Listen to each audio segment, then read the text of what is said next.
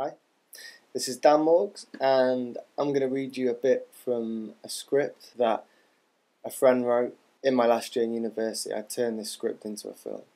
Now I'm going to cut between the two and just give you an idea of the kind of stages from a script into the finished film so you can compare the two. Reading Blade 376's script at the moment, and I just had an idea. I thought this would be a good way of looking at a script and seeing how it gets translated into a film.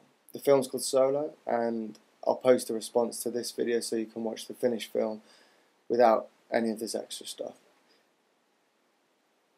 Fade in. Exterior, Dorset seascape, in the day. Only the sound of the wind. A seagull glides effortlessly above the large golden beaches and dark cliffs on Dorset's north shore.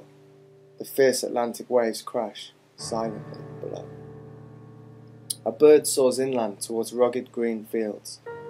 The sound of an early morning breakfast DJ rattles from a car radio. A silver car meanders along a cliffside road below. Exterior, car. The gorgeous landscape flashes by, sun, sea and trees a blur of motion. A young boy sits in the back of the car, gazing through the open window.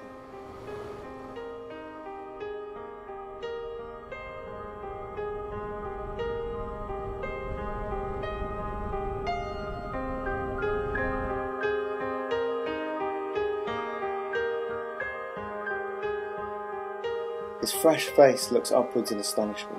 Tears run down his cheeks from the sting of the wind. He isn't bothered. The white gull overhead is his only concern. Interior, car. The boy undoes his seatbelt and pulls himself up. Leaning through the window, he raises his arms, closes his eyes and holds his breath. A rough, weathered hand grabs hold of his jumper, pulling him back into the car. "Isaac, get in!" The hand clips him firmly round the ear. "Shut the bloody window." The voice belongs to his father who's driving the car. A large man, rugged, unshaven. He wears a dark woolen hat. The skin on the back of his neck is tanned and wrinkled. Beside him is Isaac's mother. She's wearing a white cardigan, and she stares out of the window at the countryside.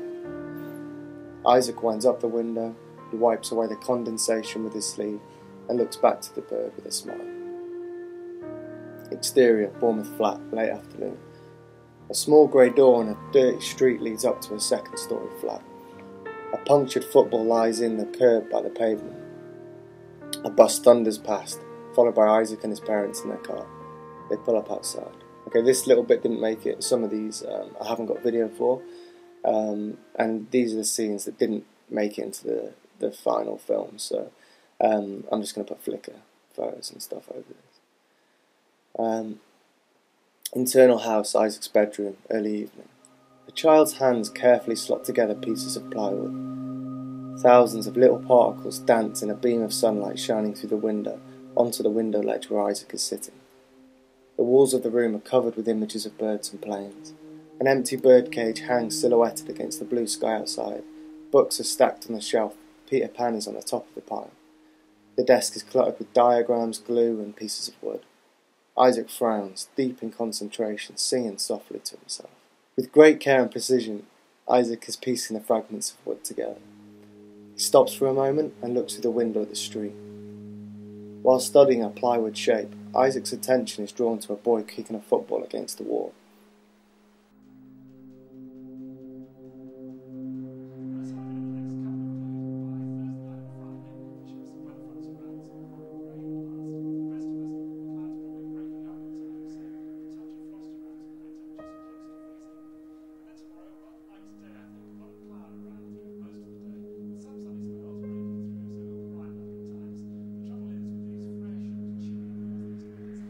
He is woken by a loud slam, which startles Isaac. Carefully, he lays the pieces of wood on the desk, and taking a jam jar from the shelf, he leaves his room.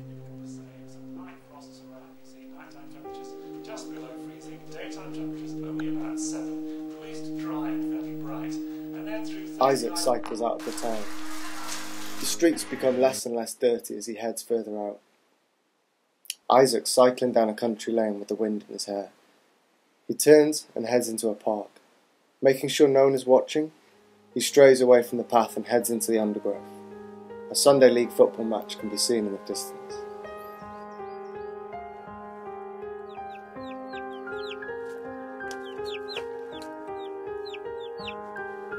Isaac pulls out a worm from the jar and lifts himself up, looking into a nest.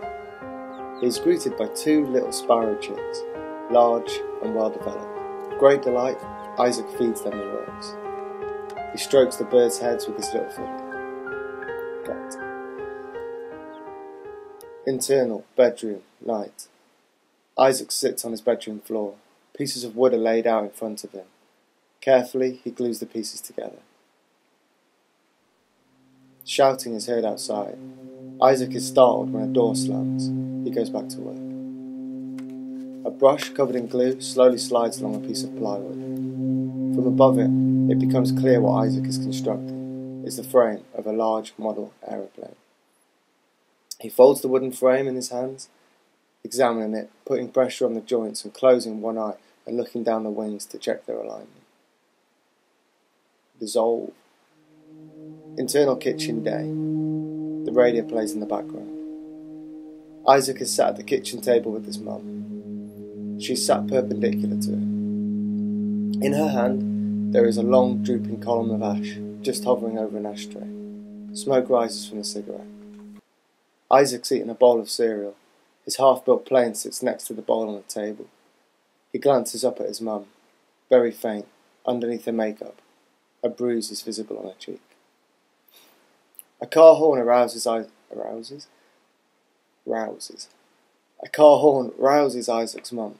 She stubs out a cigarette, kisses him on the top of the head, and leaves the room. Isaac's mum. I love him.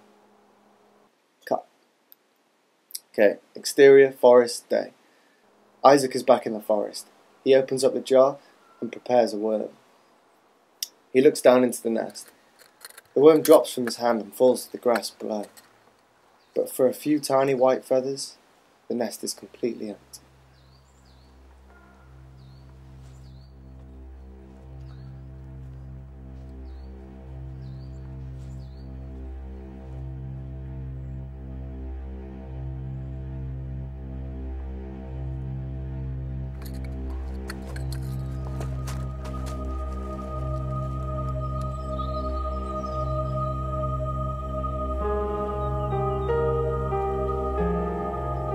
Picks up one of the tiny feathers, it blows in the wind, and he lets it go. Cut. Internal bedroom day. Isaac kneels down on his floor, adding the finishing touches.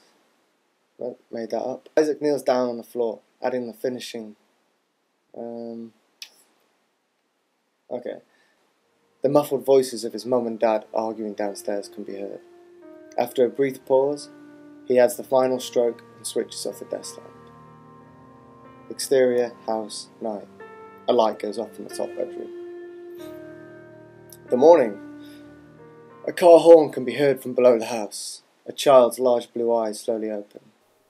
The morning sun pours through the window, spilling light onto the completed plane on the floor. Isaac springs out of bed and begins putting on a pair of socks.